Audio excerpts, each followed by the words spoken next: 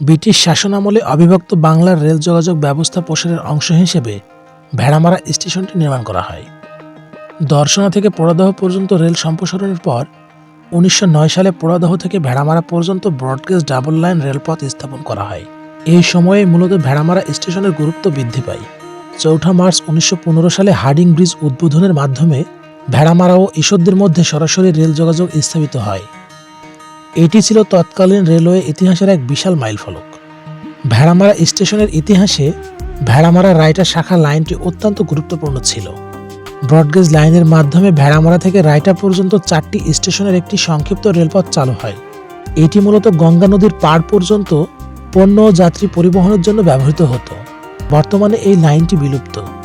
ভেড়ামারা স্টেশনের ঠিক উত্তর দিকে অবস্থিত ঐতিহাসিক হার্ডিং ব্রিজ।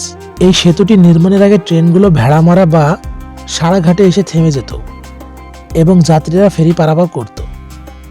1915 সালে সেতুটি চালু হওয়ার পর ভেড়ামারা একটি বিরতিহীন সংযোগস্থলে পরিণত হয় এবং কলকাতার সাথে উত্তরবঙ্গের সরাসরি রেল যোগাযোগ সহজতর হয়। ভেড়ামারা নামের পিছনে একটি প্রচলিত ইতিহাসের লোককথা রয়েছে। ব্রিটিশ আমলে একবার এই স্টেশনের কাছে রেললাইনের উপরে কয়েকশো ভেড়া কাটা পড়ে মারা যায়। স্থানীয়দের মতে অভাবনীয় ঘটনার পর থেকে এলাকাটি বা স্টেশনটির নাম হয় ভেড়ামারা।